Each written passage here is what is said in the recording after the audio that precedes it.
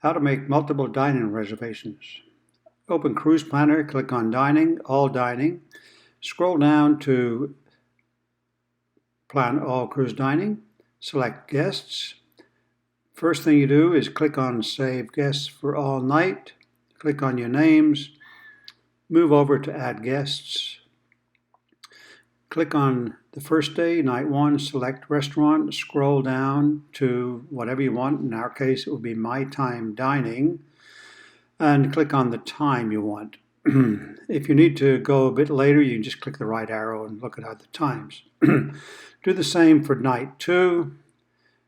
Scroll down, My Time Dining, over again to the same time, 6, and all the way through to day 14. After you finish, click on Checkout.